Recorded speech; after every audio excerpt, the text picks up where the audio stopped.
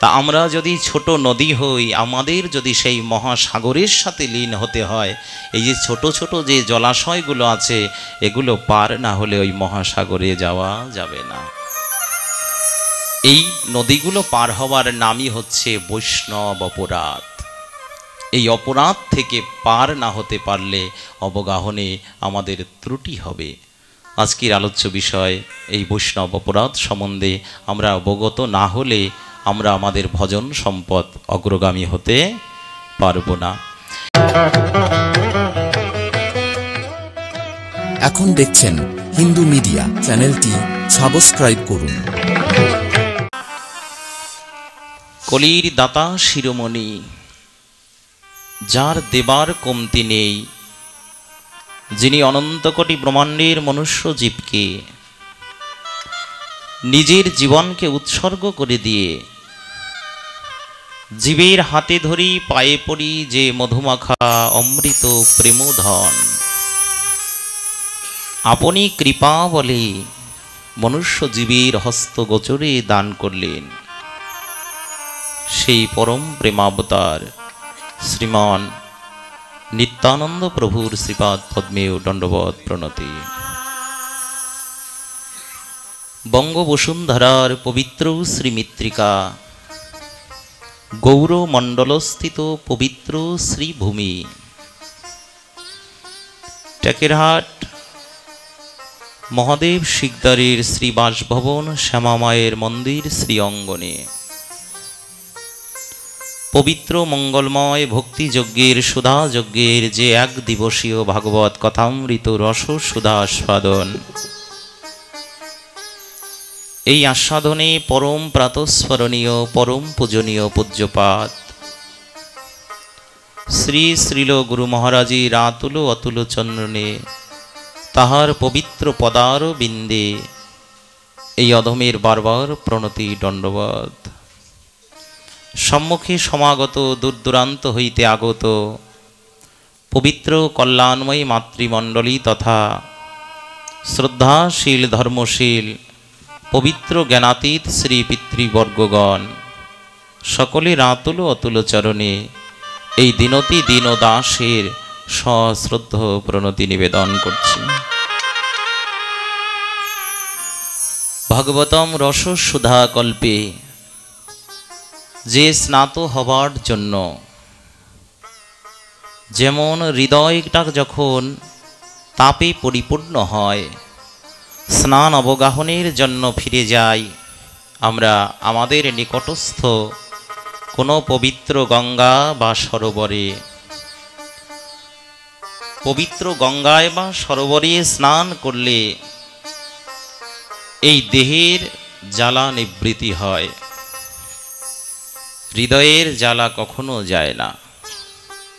হৃদয়ের যে ভজন বিমুখতা, হৃদয়ের যে যন্ত্রণা, এটাকে যদি দ্রবীভূত করতে হয়, শুধুমাত্র তোমার কথামৃতে যে সাগর রচিত হয়, যে সাগরের গঙ্গা হয় তোমার কথা, যে সাগরের পার হয় সাধুগুরু বৈষ্ণবজন, আর যে সাগরের অমৃত সুধা হয় বৈষ্ণব পদার বৃন্দের পদধূলি, ওই সাগরে একবার স্নান করলে অনন্ত অনন্ত কালের দেব যন্ত্রণা দুর্লভাদি দ্রবীভূত হয়ে যায়।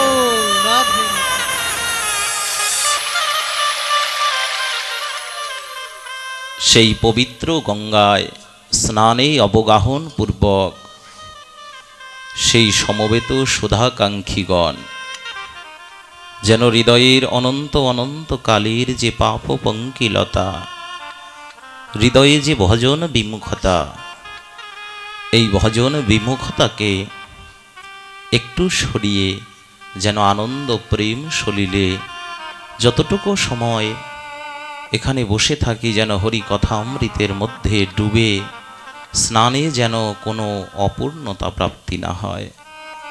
আসুন সেই হরি কথামৃতের পুণ্য সলিলে অবগাহন করি।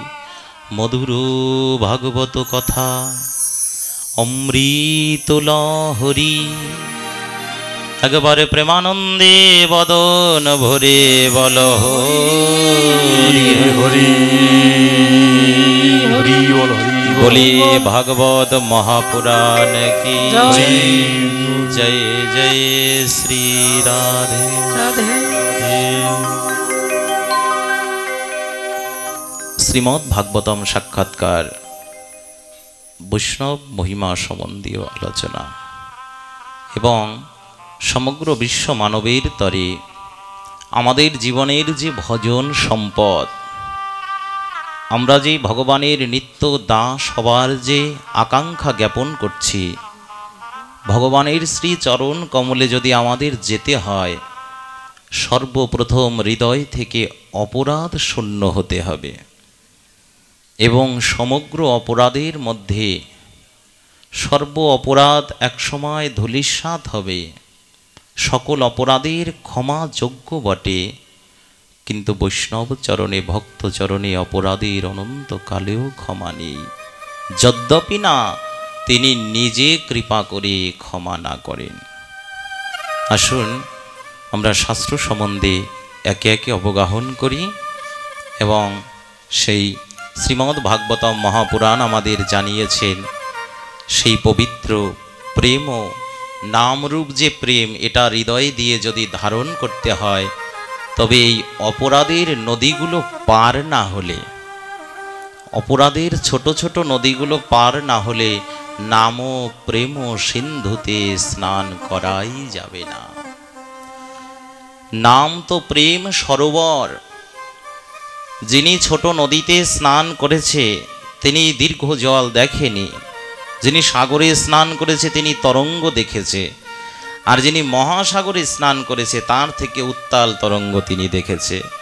তা আমরা যদি ছোট নদী হই, আমাদের যদি সেই মহাসাগরের সাথে লীন হতে হয়, এই যে ছোট ছোট যে জলাশয়গুলো আছে এগুলো পার না হলে ওই মহাসাগরে যাওয়া যাবে না। এই নদীগুলো পার হওয়ার নামই হচ্ছে বৈষ্ণব অপরাধ। এই অপরাধ থেকে পার না হতে পারলে অবগাহনে আমাদের ত্রুটি হবে। আজকের আলোচ্য বিষয় এই বৈষ্ণব অপরাধ সম্বন্ধে আমরা অবগত না হলে আমরা আমাদের ভজন সম্পদ অগ্রগামী হতে পারব না। ইয়াকু কৃষ্ণ নাম করে সর্ব পাপ ক্ষয়, এক কৃষ্ণ নাম করে সর্ব পাপ ক্ষয়।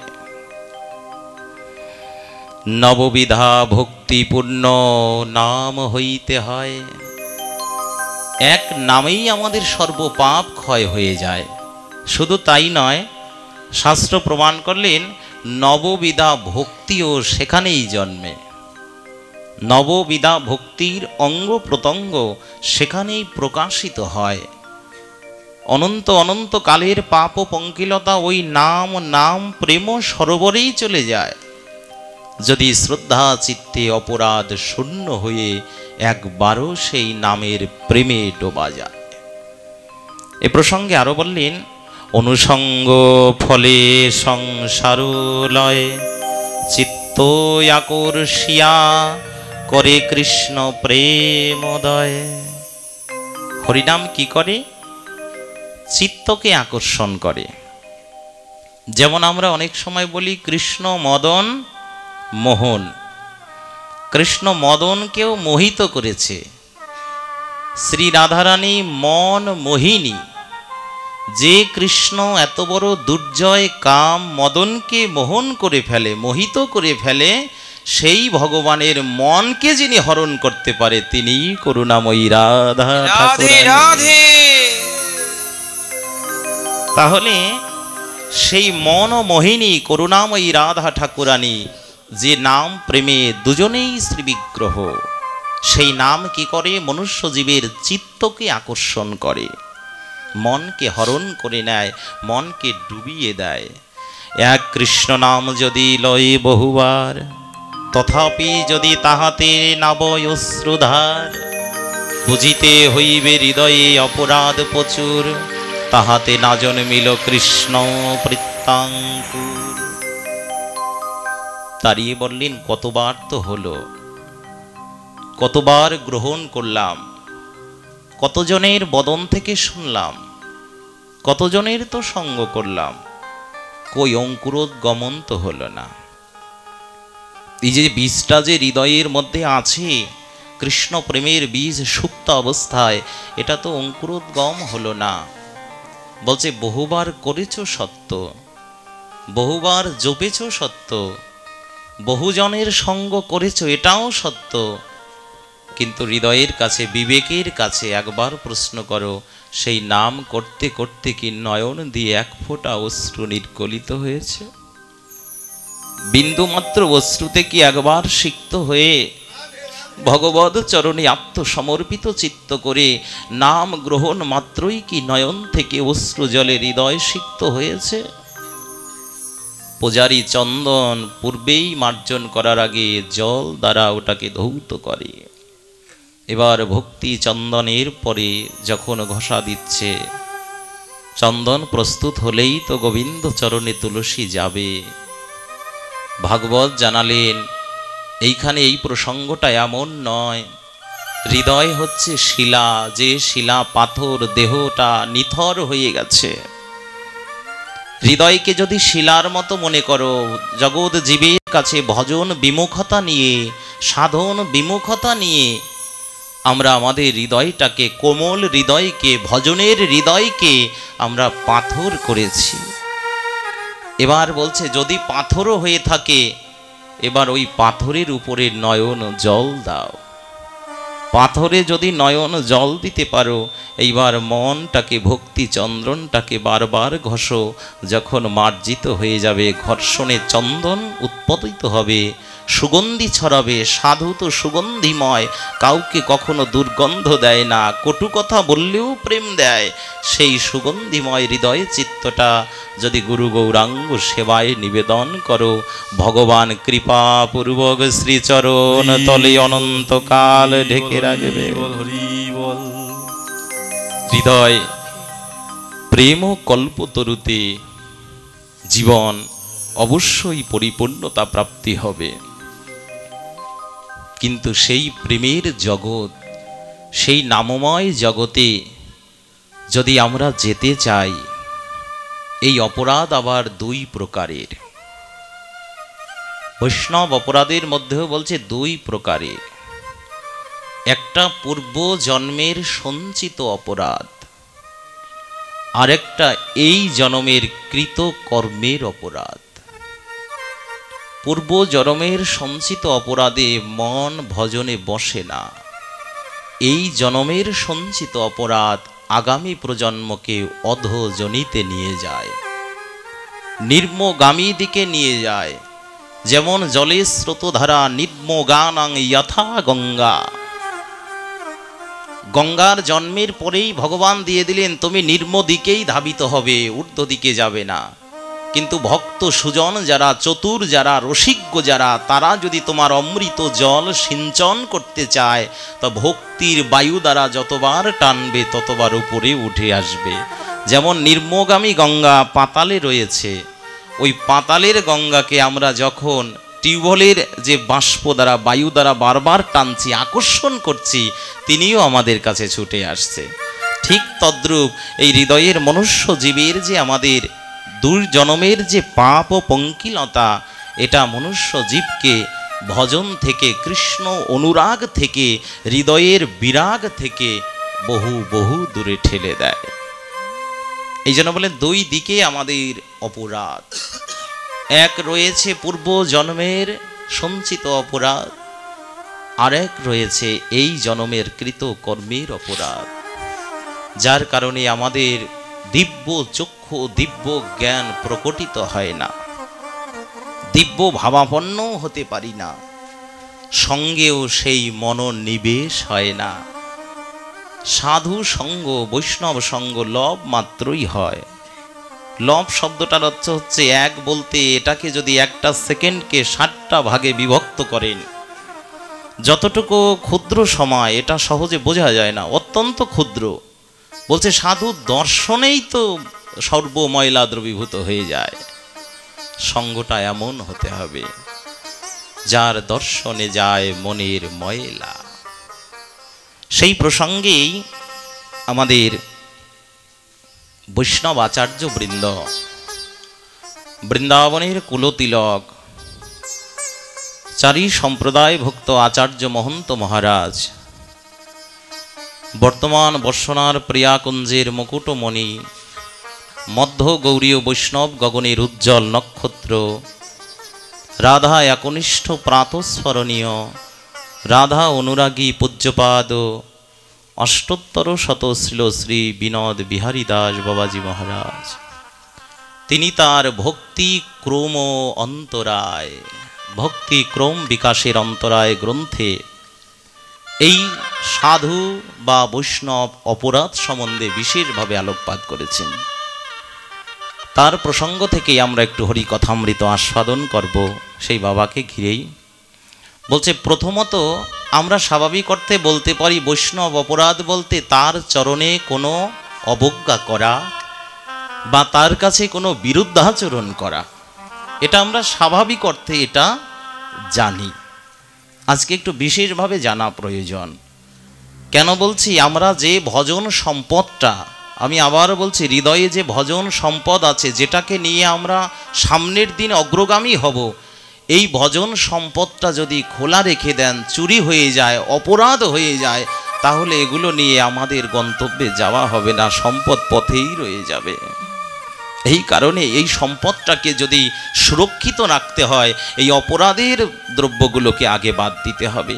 অপরাধ শূন্য হয়ে লয় কৃষ্ণ নাম, অনাসে পায় কৃষ্ণ প্রেম ব্রজধাম, অনাসেই প্রাপ্তি হয়। এই প্রসঙ্গেই বলছেন, প্রথম হচ্ছে সাধু নিন্দা। যদি আপনার সম্মুখে সাধু গুরু বৈষ্ণবের নিন্দা হচ্ছে, আপনি নীরব চিত্তে শুনছেন, এটাও আপনার বৈষ্ণব অপরাধের প্রথম অপরাধ, প্রথম নম্বর অপরাধ সম্বন্ধে আমাদের শাস্ত্রে আলোকপাত করা হয়েছে। দ্বিতীয়তে, আমরা প্রত্যেকটা মহাপুরুষ বা প্রত্যেকটা বৈষ্ণবজন যারাই আছে, কারো অবজ্ঞা কখনো কারো নিকটে শুনতে নেই। এর বাস্তব প্রমাণ, আপনার নিকটে যিনি অপরের নিন্দা করে, একটু বিশেষভাবে মনোযোগ দিয়ে হৃদয়কে পবিত্র রেখে শ্রবণ করুন। যিনি আপনার নিকটে অপরের নিন্দা করে, তিনি আপনার নিন্দা অপরের কাছে করবে, এতে বিন্দুমাত্র সন্দেহ নাই। এই কারণে কোনো নিন্দায় শ্রবণাত্র আমাদের কর্ণের ময়লা জমে। যেমন কর্ণে যদি ময়লা জমে যায়, কর্ণ বধির হয়ে যায়, কান দিয়ে শুনতে পারা যায় না, ঠিক তদ্রূপ এই ভজনের কথাগুলো, কৃষ্ণ কথাগুলো তার কর্ণ দিয়ে যায় না, যিনি বারবার সাধু নিন্দা শ্রবণ করে।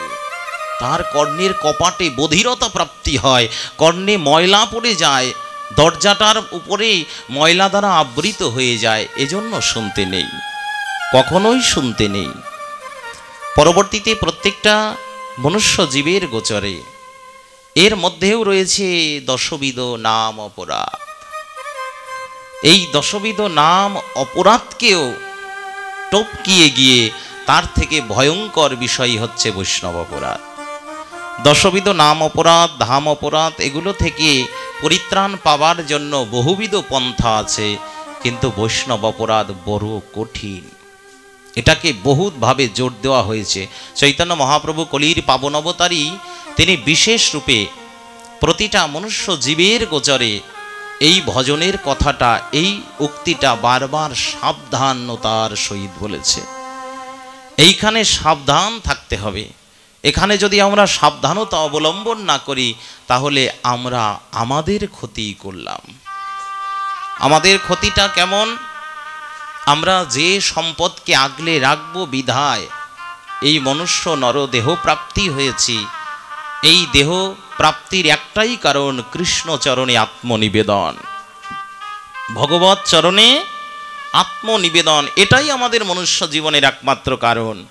কিন্তু সেই কারণে এসে যদি তার চরণে আত্মনিবেদনের পূর্বেই তার প্রিয়, তার অন্তরঙ্গ, তার প্রিয়জন এর চরণে বড় অপরাধ হয়, তাহলে আমরা সেই প্রেম ও কল্পতরুতে, যে কল্পচরণে বারবার স্মরণ নিলে পরে মনুষ্য জীবের সমগ্র দুঃখ যন্ত্রণা, মাদৃশ জীবের অপ্রাপ্তিকেও যিনি প্রাপ্তি ঘটায়, শ্রীমদ্ ভগবদ্ গীতায় বললেন, জগস্কেম বহমিয়হম, যোগস্কেম শব্দের অর্থ আমি প্রাপ্তি বস্তুও দেই, আবার অপ্রাপ্তি বস্তুও দেই।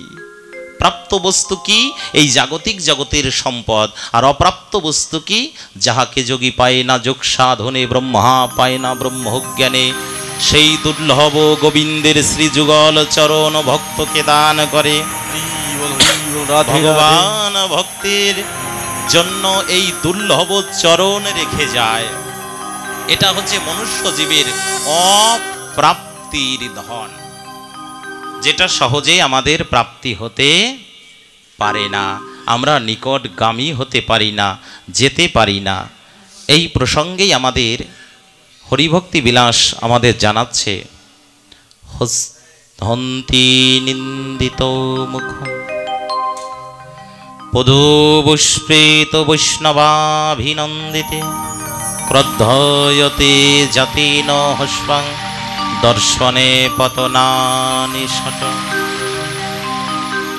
হরিভক্তি বিলাস বলছে, অপরাধটা তোমার বহু কারণে হতে পারে। যেমন স্বাভাবিক অর্থে যদি কোনো শুদ্ধ বিষ্ণু ভক্তকে, হরিভক্তকে কেউ দর্শন করে, দর্শন করার পর যদি চিন্তা করে তিনি তো বয়সে নগণ্য, আমি তো বয়সে বয়স্ক, তাহলে তার চরণে দণ্ডবত প্রণতি দেওয়া যাবে না। বলছে এটাও তোমার বড় অপরাধ হয়ে গেল। কারণ আমরা প্রত্যেকটা মনুষ্য জীব ছোট বড় বিচার্য বিষয় ভাগবত থেকে যদি শ্রবণ করি, কারণ আমরা প্রত্যেকেই জানি আমাদের তো মৃত্যুটা শুধুমাত্র একটা মোহ মায়ার লেবাস পাল্টানো।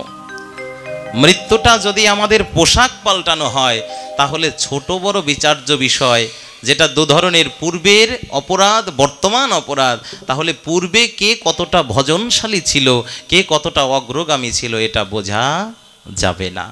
যার কারণেই শাস্ত্র নিহিত করলেন, প্রত্যেকটা মনুষ্য জীব শিশু বয়স অবস্থায় যিনি বিষ্ণু চরণে, ভগবৎ চরণে আত্মসমর্পিত চিত্ত করেছে, বুঝিতে হইবে পূর্ব জনমের তার ভজন পথটা ওইখানে স্থিরতা পেয়ে গেছে। এ জনমে তিনি সকাল সকাল গুরু গোবিন্দ চরণকে আশ্রয় করে তিনি ভজনে যুক্ত হয়ে গেছে। এই কারণেই তিনি বয়স্ক, যিনি বৃদ্ধ তারও পূজনীয়। আর তাকেও মনে করতে হবে যে ভজনে আমার যখন যুক্ত হবার কথা আমি পারিনি, কিন্তু এর হৃদয়ের মধ্যে সেই ভক্তি প্রথম থেকেই আগত। বললেন শুধুমাত্র তাই নয়, যদি সেই শরণাতীত কথা বসে বসে শুনছি কিন্তু নিজে স্থানও ত্যাগ করছি না বা প্রতিবাদও করছি না, বলছে এটাও অপরাধ। কৃষ্ণ কথা শুনছো, কিন্তু কৃষ্ণ কথা তো ভগবানের আনন্দময় কথা। যে কর্ণ দিয়ে কৃষ্ণ কথা শুনছো, ওই কর্ণে যদি কৃষ্ণ নিন্দাও শোনো, শ্রবণের ফল আসবে না। একটা শুনতে হবে, যার প্রশংসা শুনছো সারাটা জীবন তার প্রশংসাই শুনে যাবে। কারণ জগতে সব থেকে যিনি প্রশংসনীয়, যার প্রশংসা করার জন্য আপনার আমার এই রকম মনুষ্য জীবন। ভগবান শিবজি একদিন মাতা পার্বতীকে বলেছিল, সেই সত্যম শিবম সুন্দরম, যিনি অশুভকে ধ্বংস করে শুভকে আনন্দ বর্ধন করে, অল্পতেই যিনি সন্তুষ্ট, সেই আশুতোষ ভগবান শঙ্কর একদিন মাতা পার্বতীকে বলছে, জানো আমি একদা এই মর্তলোকে গিয়ে এই পবিত্র একটা স্থান দর্শন করে বারবার প্রণতি করেছিলাম। তোমার মনে আছে, তুমি আমাকে জিজ্ঞাসা করেছিলে এই শূন্য স্থানকে কেন বারবার প্রণাম করছো। পার্বতী বলেছিল, তুমি শূন্য স্থানকে প্রণাম করতে পারো? এখানে তো কোনো দেবতা নাই, ঠাকুর নাই, বিগ্রহ নাই, কিছু নাই, কেন প্রণাম করছো? তো সেই দিনে সেই শুভক্ষণে ভগবান আশুতোষ বলেছিল, আমি এই পবিত্র মৃত্তিকাকে বারবার প্রণাম করছি। কেন জানো? কারণ এই পবিত্র মৃত্তিকার বুকে আজ থেকে 10,000 বছর পূর্বে একদিন হরি কথামৃত আস্বাদন হয়েছিল। যে স্থানে কৃষ্ণ কথা হয়, যেখানে কৃষ্ণ ভক্তির আগমন হয়, ভগবান শঙ্কর সেই স্থানকে বারবার প্রণাম।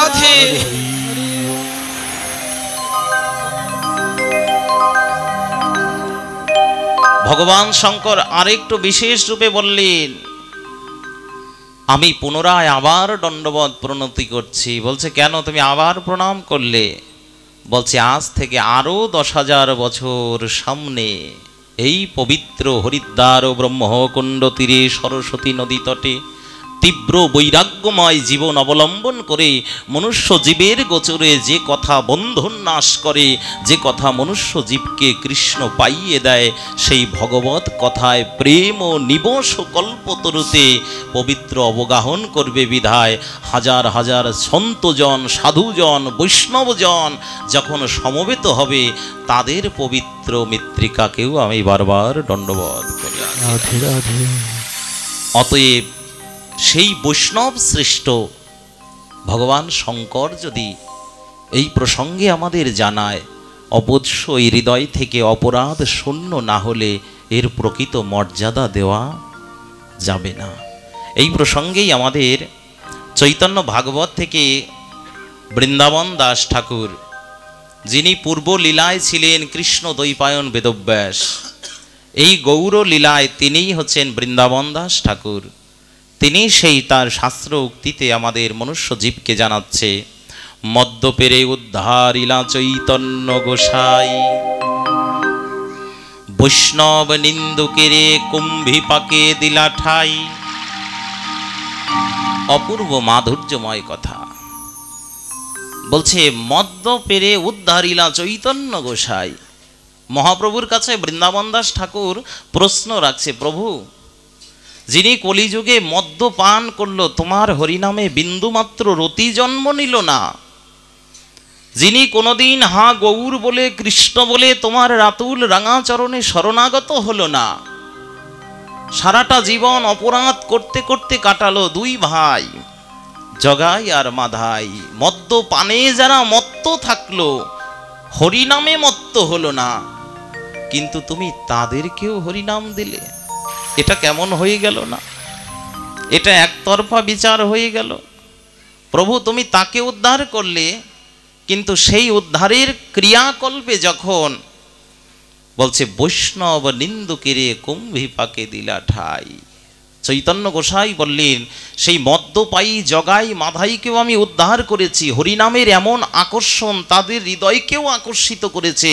বৈষ্ণবের এমন গুণ, যখন তাদের অস্ত্র, তাদের হাতের সেই মৃত্তিকার ভাণ্ড পবিত্র মহাবৈষ্ণব সেই নিত্যানন্দ প্রভুর অঙ্গকে স্পর্শ করেছে, পবিত্র স্পর্শে, বৈষ্ণব স্পর্শেই তাদের হৃদয়েও দৈন্যতার জন্ম হয়েছে। নিতাই চাঁদের এমন অঙ্গ স্পর্শিত গন্ধ না মেরেছে ক্রোধ ভরে। একটু বিশেষভাবে শুনতে হবে, কথাগুলো যদিও জানা কিন্তু হৃদয় দিয়ে অনুভব করি না। মেরেছে ক্রোধ ভরে, ক্রোধ চিত্তে মেরেছে। আমরা নিউটনের একটা তৃতীয় সূত্র পড়েছিলাম, প্রত্যেক ক্রিয়ার একটা সমান এবং বিপরীত প্রতিক্রিয়া আছে। আপনি যদি কাউকে আঘাত করেন, তিনিও উল্টো আঘাত করে। নিতাই চাঁদের সেই হৃদয় চিত্ত কমলে তো একই রকম লীলা বিলাস। নিতাই চাঁদ কি করেছে, যখন ক্রোধ বেগে আঘাত করেছে, যখন ভৃঙ্গার কলসি দিয়ে আঘাত করেছে, নিতাই চাঁদ তার প্রতিক্রিয়া সদৃশ, বিশেষভাবে নিতাই চাঁদ তার প্রতিক্রিয়া সদৃশ কি করেছে জানেন? ওই যে বলেছি একটা ক্রিয়ার বিপরীত প্রতিক্রিয়া আছে। যখন ক্রোধ ভরে মৃত্তিকার ভাণ্ড ভেঙেছে, তার ললাটের পরে আঘাত করেছে, অমনি তার থেকে বিপরীত প্রতিক্রিয়া এসেছে কৃষ্ণ প্রেম। এই জন্যই তিনি অক্রোধ, এই জন্যই তিনি সংকর্ষণ বলরামের সেই পবিত্র হৃদয় তনু, এই কারণে, কারণ দিয়েছে কলসির কানা, তাই বলে কি প্রেম দেব না? প্রেমের কাছে সব পরাভূত। ক্রিয়া শক্তি করেছে ক্রোধ ভরে, কিন্তু প্রতিক্রিয়া এসেছে প্রেম ভরে। আর যখন প্রেম জাগ্রত হয়েছে, অমনি গৌরের শ্রীচরণ কমল জড়াইয়ে ধরেছে। প্রভু, আমার হলো না তো, আমার একদিনও গৌর বলা হলো না, নিতাই বলাই হলো না। কাছে পেয়েও সম্পদ চিনলাম না, বুঝতে পারলাম না, অনুভব করলাম না। হৃদয়ে চিত্ত কমলে একদিনও গৌর প্রেমের নাম চরণে নাম স্মরণে নয়ন দিয়ে অবারিত বাড়ি ধারায় কৃষ্ণ প্রেমের অশ্রু বিগলিত হলো না? আমারই কেবল হলো না, বড় দৈন্যতা। এই যে দীনতা হৃদয়ে এসেছে, অমনি দীনতার মূরতি পতিত পাবন অবতারী চৈতন্য মহাপ্রভু বলেছে, দীনতা যার হৃদয়ে আছে, বৈষ্ণবতা যার হৃদয়ে আছে, তার স্থান আমার বক্ষে। অমনি বুক পেতে দিয়ে তাদেরকে হৃদয় দিয়ে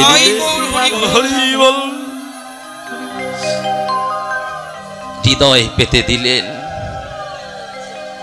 সবারে গৌরচন্দ্র করিবে উদ্ধার, ব্যতিরেকে বৈষ্ণব নিন্দুক দুরাচার। মহাপ্রভু সেদিন একটা বাক্যালাপ করেছিলেন, সবারে উদ্ধার করব, সবারে নেওয়ার জন্য আমার নৌকাটা ছোট না। আমি যে নামের তরিটা নিয়ে এসেছি, তরিটা অনেক বড়, সবারে উদ্ধারিব, কিন্তু এক ব্যক্তিকে আমি কখনোই নেব না। আমার তরির কাছেও যেতে পারবে না, আমার তরির সন্ধানও জানবে না। সবারে আমি নিয়ে যেতে পারবো, একজনকে নেব না। চৈতন্য মহাপ্রভুর এত বড় দীনতার প্রেম, তদ্রূপ তিনি বলছে আমি একজনকে নেব না। কাকে? বৈষ্ণব নিন্দুকেরে ব্যতিরেকে করিব উদ্ধার। ওকে নেব না, তাকে নেওয়ার মতো জায়গা আমার তরিতে নাই। একটু হৃদয় দিয়ে ভাবুন তো, যদি গগনে মেঘাচ্ছন্ন, চারদিকে বাতাস, প্রবল ঝড়, নৌকাটা আসলো সত্য, আপনার সহপাঠী, সহজন, বন্ধু, প্রিয়জন যাদের সাথে সঙ্গ করেছেন সবাই তরিতে উঠল, কিন্তু আপনার ওঠার জায়গা হলো না। আপনার আমার মনুষ্য জীবের তরে যদি সেই তরিতে একটু জায়গা না হয়, তাহলে জীবনের সমস্ত ভজন, সমস্ত আত্মগত প্রাণ সব বৃথা, সমস্ত কিছুই নশ্বর। রবীন্দ্রনাথের যারা সোনার তরী কাব্যটা পড়েছি, জগৎ আপনাকে আমাকে চায় না। আমার মতো এই মনুষ্য জীবের মাতৃ সজীব কতই তো এলো, কতই গেল, এগুলো চায় না। জগৎ চায় শুধুমাত্র কৃতকর্ম। চাষি কখনো তার চাষের পরের উচ্ছিষ্ট যে দ্রব্যাদি পড়ে থাকে, ওই বৃক্ষের খবর নেয় না, শুধু মার্জিত ফসলটুকু ঘরে তুলে নেয়। চাষির ওই জমিতে যে বর্জিত দ্রব্য আছে, এগুলো চায় না। আপনার আমার কৃতকর্ম, ভগবত ভজন, ভজন শক্তিটা, এইটুকুই জগৎ চায়। জগৎ কোনোদিন আপনাকে আমাকে চায় না, শুধু কর্মটুকু চায়। এই কারণে সঠিক কর্ম, ভজনানন্দী কর্ম, এটা আমাদের জীবনে বারবার ক্রিয়া আনে। যার কারণে এই জগৎ একদিন প্রত্যেকেই যাবে, কিন্তু শুধুমাত্র তরিতে যাকে নেওয়ার সেই আত্মা তো চলেই গেল। যেটা রয়ে গেল ওটা বর্জিত ফসলের উচ্ছিষ্ট অংশ, ওটার দিকে কৃষকের নজর নাই, ওটা কৃষক নেবে না।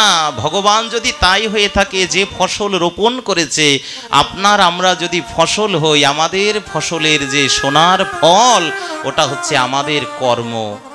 এই কৃত কর্মটা তার নিকটে থাকবে, কিন্তু আপনার আমার দেহটা ফসলের উচ্ছিষ্ট অংশ, ওটা এই মৃত্তিকা, জল, বায়ু, অগ্নি, শূন্যে মিশে যাবে। এটা নেওয়ার ক্ষমতা তার নেই, তিনি নেবেও না। এই কারণেই বলছে সবারে গৌরচন্দ্র করিবে উদ্ধার, ব্যতিরেকে বৈষ্ণব নিন্দুক দুরাচার। ওই দুরাচারকে কখনো নেব না, যার বদনে, যার আচরণে, যার হৃদয়ে বিন্দু মাত্র অপরাধ জন্ম নেবে। আরও বিশেষভাবে আমাদের বৃন্দাবন দাস ঠাকুর বলছে, শূলপাণি সম যদি ভক্ত নিন্দা করে। শূলপাণি, অনেক সময় পূর্বে আমরা শুনেছি না, শুলে চড়ানো হয়। যদি কেউ বড় অপরাধ করে ফেলে, তাকে শুলে চড়ায়। বলছে শুল যেমন একেবারে অতি সূক্ষ্ম জিনিস, অতি সূক্ষ্ম জায়গা, ওটার স্থানটা খুব কম, খুব সুচারু। বলছে এই রকম শূলপাণি, যদি সেই শূলের মতো ক্ষুদ্র অপরাধও যদি ভক্ত চরণে, বৈষ্ণব চরণে হয়, যদি কারো অর্জিত ক্রিয়াকর্মে এমন অপরাধের জন্ম হয়, ভাগবত প্রমাণ তথা শীঘ্র করি ধারে, কখনোই নেই না। সুলোপানি অপরাধ যদি কারো চিত্তেও জন্ম হয়ে থাকে, আমার নিকটে আসার যোগ্যতা বিহীন। কত বড় সিদ্ধান্ত চৈতন্য মহাপ্রভুর প্রেমের ঠাকুর বলছে, সবাইকেই নিতে পারি, শুধুমাত্র বৈষ্ণব নিন্দুকেরে, বৈষ্ণব অপরাধীকেরে আমার নিকটে আসবার যোগ্যতাই নাই। প্রত্যেকটা মনুষ্যজীবীর সতর্ক বার্তা। এই জন্য ভজনের পূর্বে অপরাধ সম্বন্ধে জানা দরকার। ভজনের পূর্বে যেমন কেউ যদি গন্তব্যে যেতে চায়, আগে শুনে পথে ঘুরে যাব, যে পথে শর্টকাট হবে সেখান দিয়ে যাব সত্য, কিন্তু পথে কি কোনো বাধা আছে? এটা শুনি না আমরা। যদি কেউ বলে দেয়, হ্যাঁ বাবা এই পথটা একটু সমস্যা আছে, এই পথ দিয়ে না এসে একটু ঘোরার পথ আছে, ওটা দিয়ে আসেন, ঘোরার পথটা দিয়ে যাবেন, কিন্তু যে পথে সমস্যা আছে, বাধা আছে, ওটা দিয়ে যাওয়া যায় না। ঠিক তদ্রূপ ভগবানের নিকটে পৌঁছানোর এই পথের বাধাগুলোই হচ্ছে অপরাধ। এগুলো হৃদয় থেকে না ঝাড়া পর্যন্ত হৃদয় নির্মল হয় না। কচুরিপানা সরালেই তো নির্মল জল, কচুরিপানা সরালে নির্মল জল, পানা না সরালে নির্মল জল হয় না। এই জন্য সেই তরঙ্গ, সেটাকে সরানোর একটাই উপায়, এইরকম মহৎ সঙ্গ, সাধু সঙ্গ। রাধে রাধে। এটা হৃদয়কে আনন্দ দান করে। হেন বৈষ্ণব নিন্দা যদি সর্বজ্ঞ হই, সেজনার ওই অধপাত সর্বশাস্ত্রে কই। হেন বৈষ্ণব চরণে যদি দুর্ভাগ্যগত অপরাধ হয়, তাহাকেও আমি নিজ ঠেলে দেই। তথাপিও বৈষ্ণব মহন্ত আচার্য বৃন্দ বললেন, প্রভু তথাপিও কৃপার কি উপায়? কিবা উপায় হৃদয়কে নির্মল করবে, প্রেম দেবে?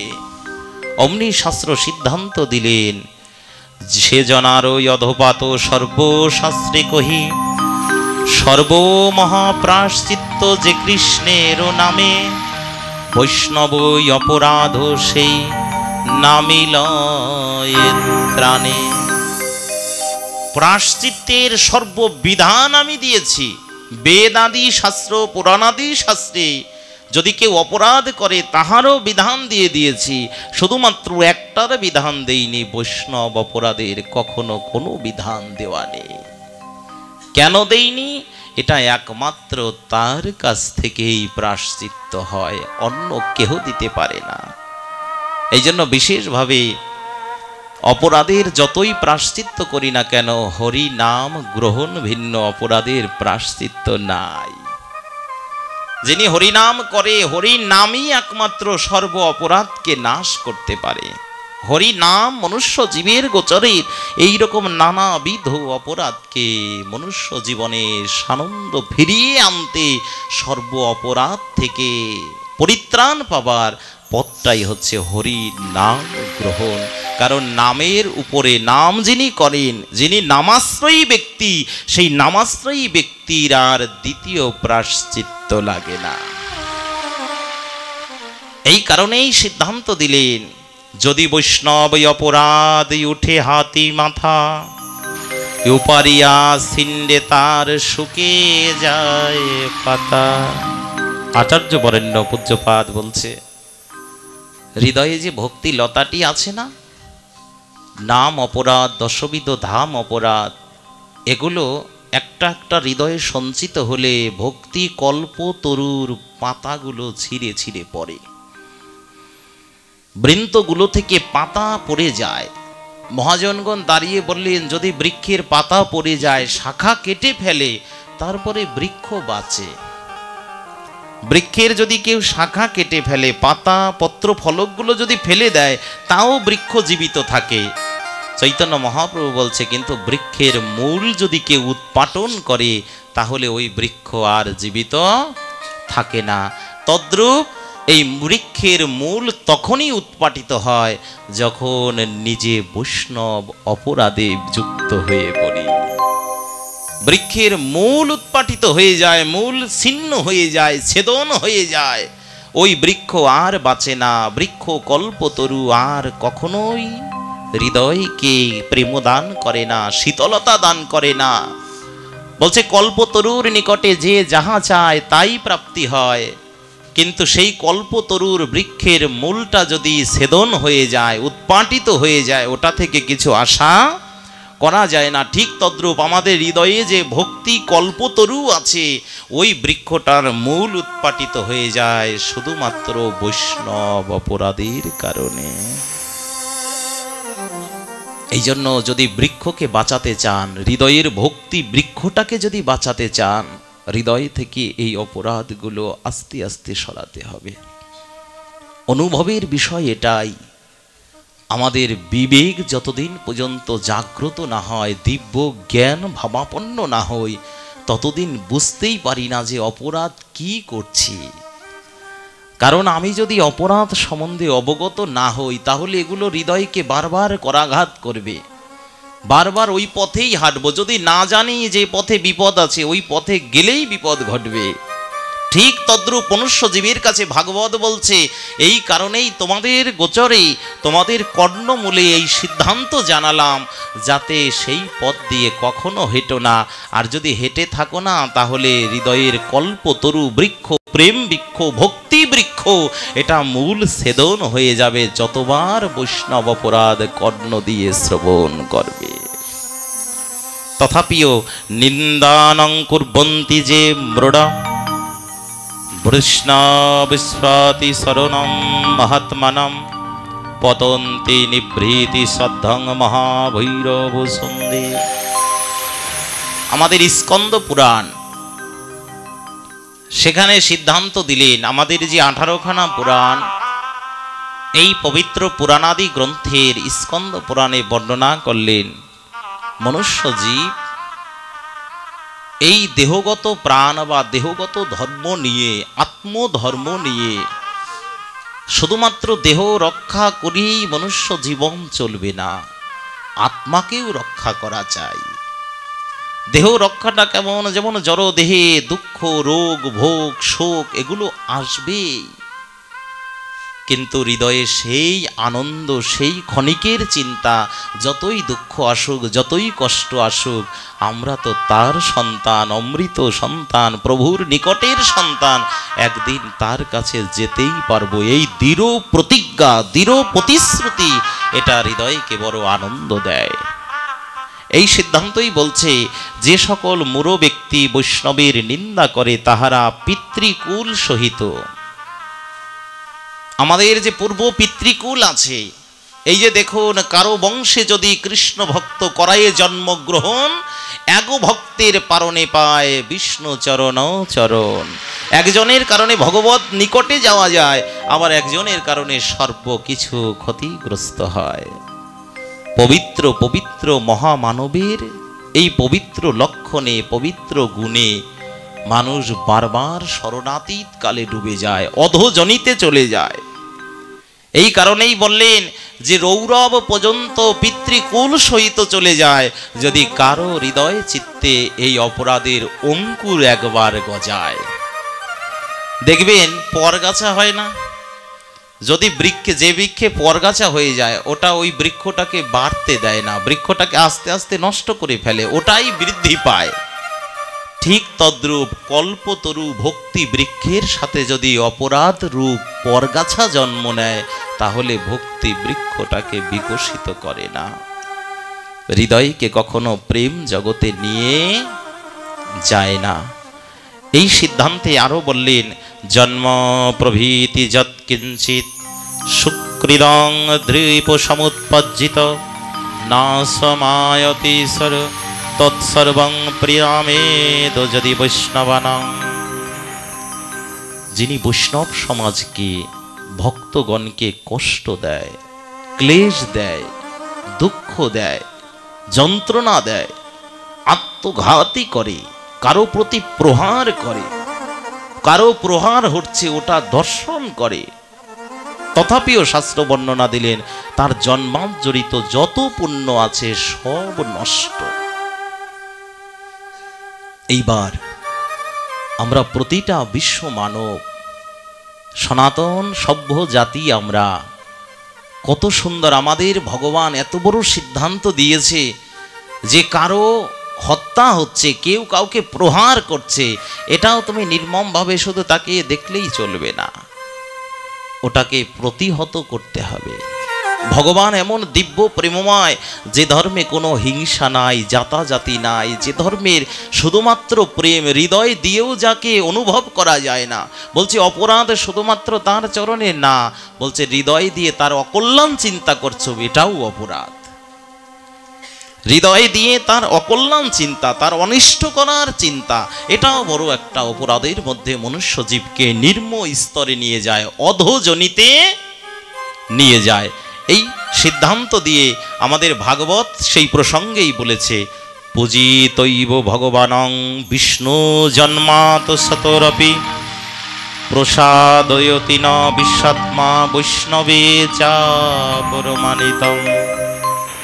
শ্রীমৎ ভাগবতম মহাপুরাণ শাস্ত্রে এর বর্ণনা করলেন শ্রীল সুখদেব গোস্বামীপাদ। ওহে মনুষ্য জীব, এই ভজনানন্দী জগতে যে মানব বৈষ্ণবের অপমান করে, তাহার প্রতি ভগবান কখনোই প্রসন্ন হন না। কারণ তিনি আগেই বলেছেন, আমার থেকে ভালোবাসি আমার ভক্তকে, আমি তার কাছে প্রিয়, কিন্তু সে আমার কাছে আমার প্রিয়জন। এই কারণে বিশেষ রূপে ভগবান ভক্তের জন্য যে দিব্য প্রেম সম্পদ রেখে গিয়েছে, ভক্তের জন্য যে তার মনের দরজাটা খোলা, যদি সেই ভক্তকে, সেই অন্তরঙ্গ প্রিয়জনকে কেউ কখনো আঘাত করে, কটু বাক্য প্রকাশ করে, ভগবান বলছে আমি কর্ণ দিয়ে ওটা কখনো শুনি না। এই প্রসঙ্গ চিত্তে কেবলমাত্র বৈষ্ণব চরণে শুদ্ধাতি রতি, যদি তথাপিও শাস্ত্র মহাজন গতস্ব পন্থায় পাশ থেকে মহাজনগণ দাঁড়িয়ে বললেন, তাহলে আমাদের যে বহুবিধ অপরাধ জন্ম হয়ে গেছে, এটা থেকে পরিত্রাণ কিভাবে পাব? অপরাধ করেছি কিন্তু বুঝিনি যে এটা অপরাধ হয়েছে, এটা যখন হৃদয়কে বাধা দেয়নি, অক্রোধ করেনি, এখান থেকে পরিত্রাণের উপায় কি? আমাদের শাস্ত্র সিদ্ধান্ত দিলেন, ভগবতী চ স্মরণা প্রয়ন্তে। যদি বুঝেই যাও যে পূর্বে অপরাধ হয়ে গেছে, এবার অপরাধী যার চরণে অপরাধ করেছে তিনি আর জীবিত নাই, এমন আমাদের অনেক হয় না? মনে হয়, খুব অনুভব করি যে আমি তার কাছে একটা অপরাধ করেছিলাম, কিন্তু সে তো এখন আর জীবিত নাই, আমি তার কাছে কিভাবে ক্ষমা চাইব, এমন একটা চিন্তা আমাদের আসে না? শাস্ত্র বললেন, এই অপরাধ থেকে উত্তরণের একটাই উপায়, বারবার অনুশোচনা করা, অনুশোচনা করা। আমার হয়নি, আমি তার কাছে চাইতে পারিনি, অনুশোচনায়তি, অনুশোচনা করে ওটাকে হৃদয় থেকে বারবার দূরে ফেলে দেওয়া। যতবার অনুশোচনা করবে, একটু ভাবুন তো, সেই জন্মান্ধ যে অন্ধমণি সিন্ধুমণি, তাদের হৃদয়ে চিত্ত কোমলেও এই শরণাতীত ঘটনাই ঘটেছিল, এই স্মরণীয় চিন্তাটাই এসেছিল, বারবার অনুশোচনায়, অনুপ্রেরণায়, অনুনয়নে পুত্র বিয়োগের যন্ত্রণা ভুলতে পারেনি। এই জন্য পুত্রকে যখন বিয়োগ হয়ে গেছে, পুত্রকে জলপানে যখন বধ করা হয়েছে, দশরথ যখন নিজের অজান্তেই বধ করে ফেলেছে শব্দবেদী বাণ দ্বারা, অমনি পিতা হয়েও হৃদয়ের নিংড়ানো যে অপরাধ বৈষ্ণব চরণে করেছে, অমনি তাকে বিষম যন্ত্রণা দিয়ে দিলেন যে রাম অনুশোচনায় তোমারও প্রাণ বিয়োগ হবে। এটা মনুষ্য জীবকে সেই ঘটনায় ফিরে এসেছে। বলছে অপরাধটা শুধুমাত্র কি কলিযুগের জন্য? বলছে না, এটা বহু যুগে যুগে, প্রতিটা যুগেই ছিল। আর যারা এই অপরাধ করেছে তাদেরও একদিন ধূলিসাৎ হতে হয়েছে। যত বড়ই রাজাধিরাজ মহারাজ হোক না কেন, কখনোই তিনি পরিত্রাণ প্রাপ্তি হয়নি।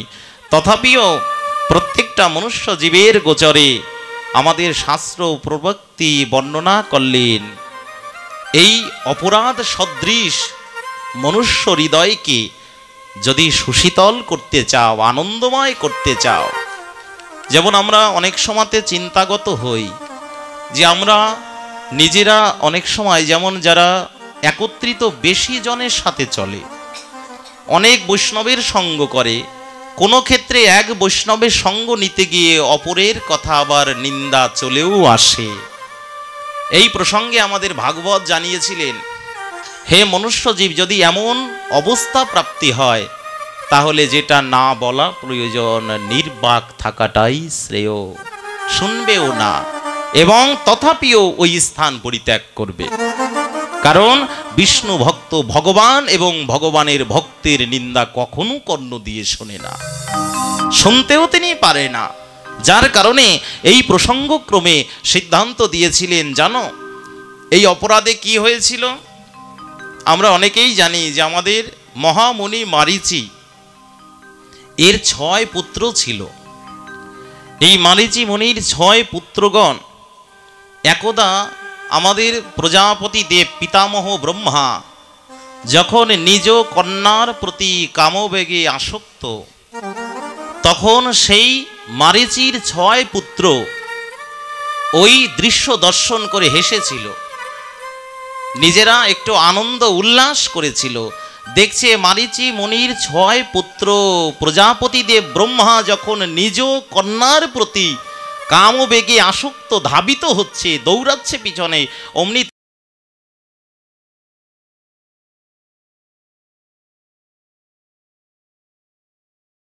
এই দৃশ্য দর্শন করে হেসেছিল, অট্টহাস্য দিয়েছিল।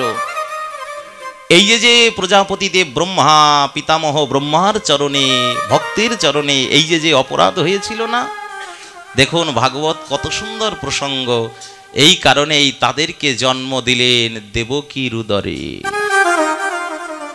এটা আমাদের অনেকেরই অজানা, অনেকেই বুঝি না। এই মারীচির 6 পুত্র, দেবকীর 6 সন্তান, প্রথমে একে একে যাদেরকে কংস হত্যা করেছে, যারা জগতের ভূমিষ্ঠ হয়ে সেই আলো বাতাস কিছু পায়নি, বলছে জগতে যদি এমন বৈষ্ণব অপরাধ হয়, জন্মাবা মাত্রই তার সুকৃতি যায় ক্ষয়। এই ছিল 6 পুত্র।